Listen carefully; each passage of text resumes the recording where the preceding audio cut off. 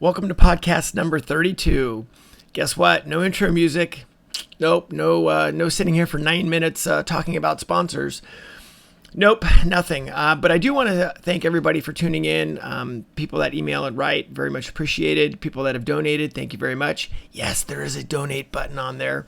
For the people that have donated, thank you, and I do appreciate it. For the people that have also done some of the iTunes and SoundCloud ratings, thank you very much. All appreciated and keeps me motivated from all the gigantic bucketfuls of money I'm making off of this.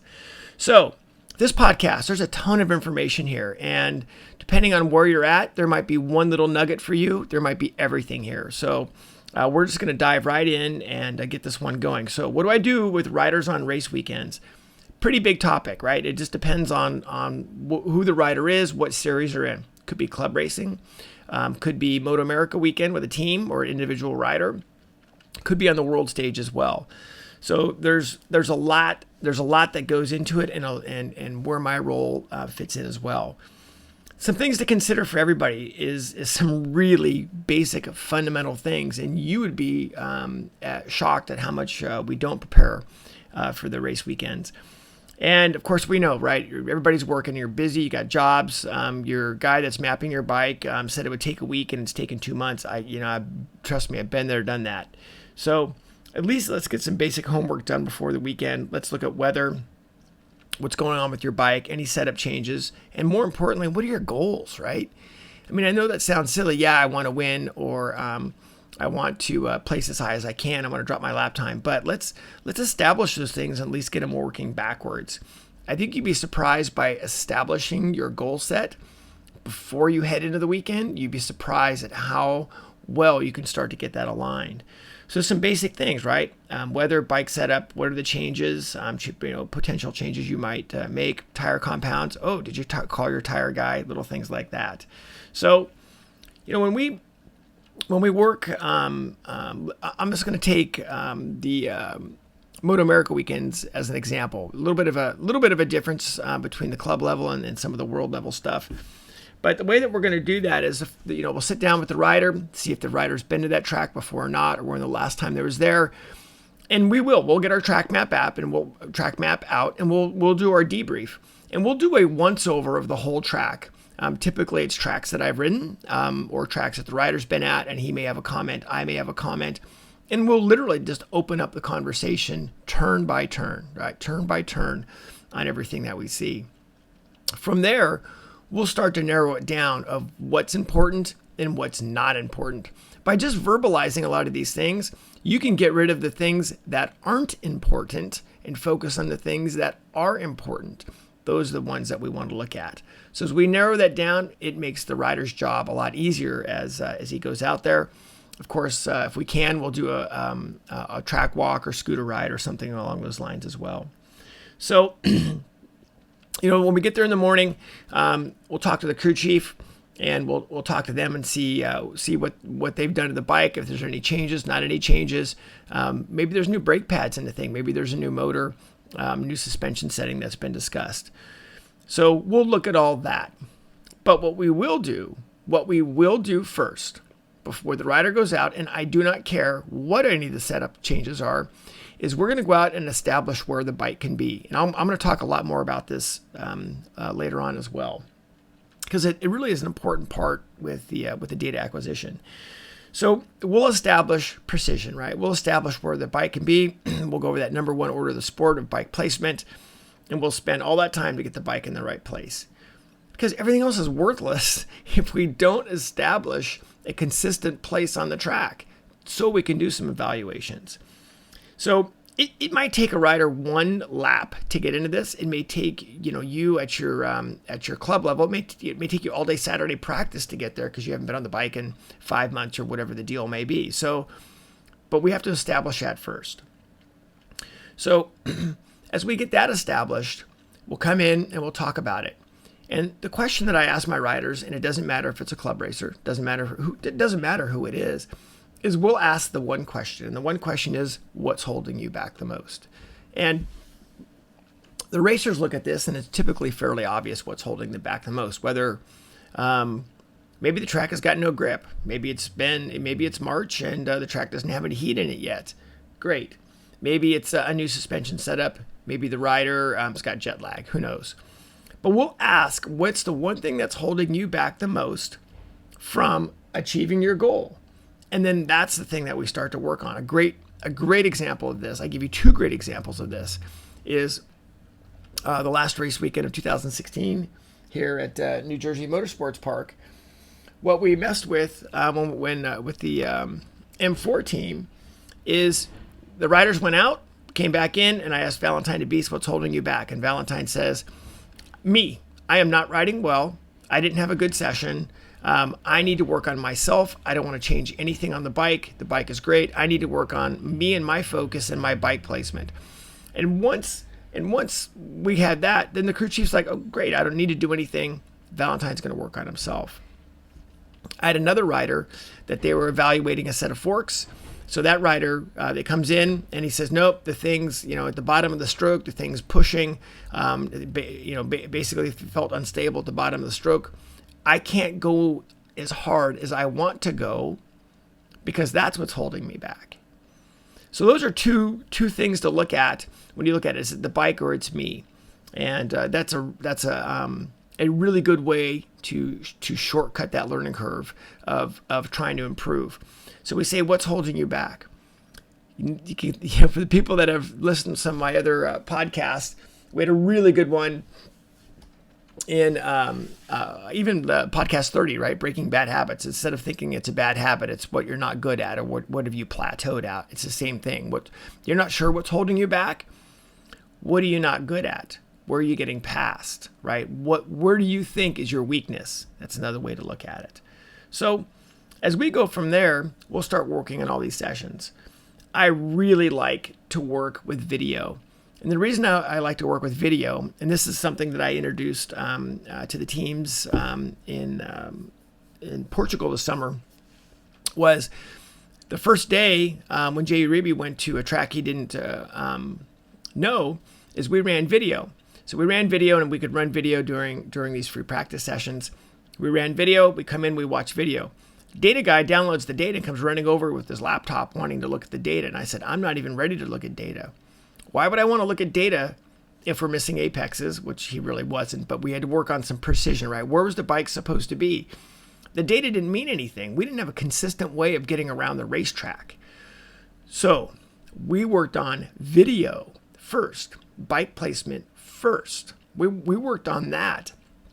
And it was great because by the end of the first day, Jay was closer than pretty much he's almost ever been by shortcutting that, right? By putting the bike in the right place. Okay, now I got some data that I can look at. Now the data guy can come over and say, guess what?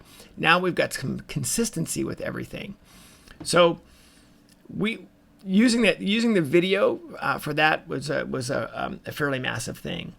So we established precision. We established bike placement. What's right and what's wrong. And then we've got something to work on. And that's actually when the data starts to come into play.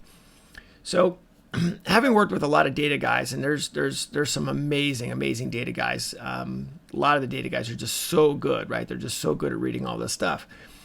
But what I've found is the data, it's easy for the data guy to say, hey, you're not at wide open throttle here.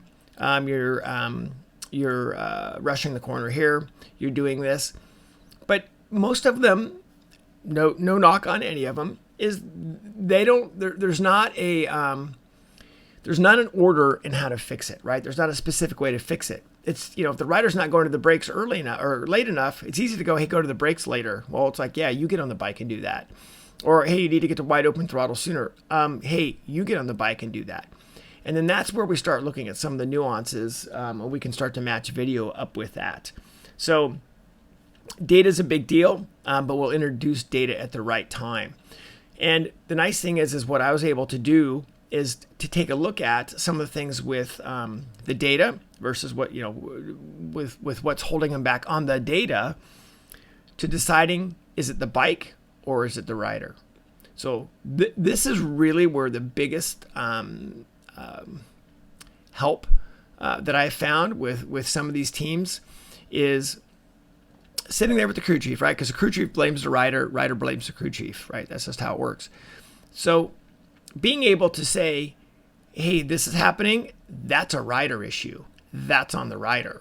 Or listening to the rider and hearing something consistent or hearing something that I know is a bike issue, I could say, hey, that's on you. We need to make a spring change or shock change or geometry change or something, right? Because that's on the bike, right? That's holding the rider back. And that's based on how the rider's communicating to me of all the fundamentals.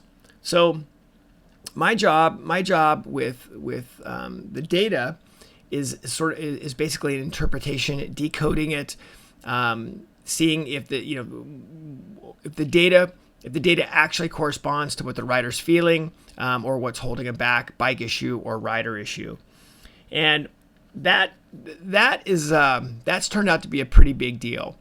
Some of the things that we do on race weekends, we do some warm-ups, right? We do some warm-ups with eye-hand coordination. And you'd be surprised at what a difference that makes getting your brain up, right? Instead of rolling out of bed, your crew chief's been down at hot pit for, an hour and a half, and then you roll in, 3 minutes before you're supposed to go out because you've already been up for 20 minutes. On a world level, guess what? That doesn't hack it, right? You're basically going to get your ass handed to you if that's your attitude. These guys are as serious as a heart attack. Warm-up procedures, they're lasting 45 minutes with some of these guys jumping rope, running, riding their bicycle, eye-hand coordination, some video games. That they're serious as a heart attack. So warming up your brain is just as important as warming up the bike. So something for everybody to think about if that's what you're doing. I know I take myself through some basic mental exercises as well as warming up my motor controls as well. Something you could look at adding to your pre-race basically situation, your pre-race warm-up, right? Or you're warming up your brain. So pretty big deal. Some of the things that we look at as far as racecraft, we look at racecraft as what's our first lap going to look like? What are the offensive lines? What are the defensive lines? Where are they starting from? Inside or outside? In the middle? And based on that, we make a decision and we try to stick with that decision. Yes, it can be totally dynamic based on what the field does down in turn one, but we still want to have a plan going into it. And depending on where the rider's gridded, we may run a first lap where things are pretty defensive line wise, or if we're trying to get away, we may do something where we run fairly offensive lines as well. So we talk a lot about that. We also look at our competition a lot. We look at the competition's lap times. We look at the competition of not only the competition's outright speed, but how many laps they've done that speed at, right? Did they have a new tire? Did they not have a new tire? All these different things that go into the racecraft part of it. So some sort of big things there. Some of the other things that I've done on some of the race weekends on the local club levels, I've taken on the role as crew chief.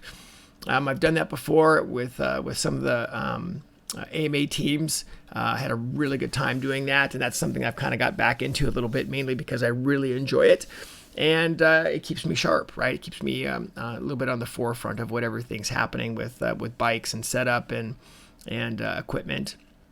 And again, it keeps that communication role going. So the crew chief role, I think, is just a super vital role, and being able to bridge that gap between the for myself, coaching and instructing riders to the crew chief has been pretty vital.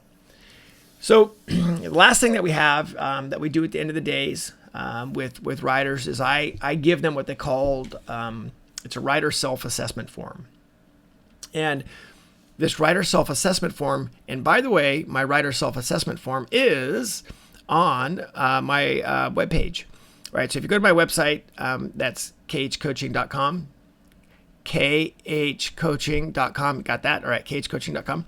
You can go to that, and on the front page, there's a PDF of the rider self-assessment form. It's not very fancy, but it has all the pertinent information. I'd love to see people doing this whether they're club racing, Moto America racing, or whatever. We need you thinking about your riding. I mean, you're the biggest variable on the dang motorcycle, right? And we're concerned about setup and we're concerned about all these things, but you're not concerned about yourself. So rider self-assessment form, and it's fairly easy, right? The way it's set up is you can circle it for whatever session that you wanted to concentrate on. If you're doing specific ones, date, track, what your plan was for the day or for the session, your plan execution, right? So how did you do? How did you do for your were you able to execute your plan? What's holding you back? Then you have to rate yourself. We don't need a story on each one of these. Like, for instance, vision and focus. How did you do? Were your eyes low? Were your eyes good? Were you focused? Were you able to get refocused? Same thing. As you go down the list, you don't need a story. Some of them may not even need to fill out if they're not that big of a deal. But this gets you thinking about your riding. And starting this conversation, a lot of the riders that I work with, they have a bike assessment form they have to fill out. They don't have a rider assessment form they have to fill out. So this gets them talking about them and their riding, and it really gets the conversation going, and it also helps narrow things down quite a bit. So at the end of the day, we have our riders do these, they turn them in, and then we go over them with the crew chiefs, and they're fantastic. So and we get to see some trends with those. So what I do with riders on race weekends, quite a bunch, right? Quite a bunch. Everybody's there's but a ton of information on this podcast, and hopefully you've been able to take a little bit of it for you and your needs, or at least see the big picture of what I do.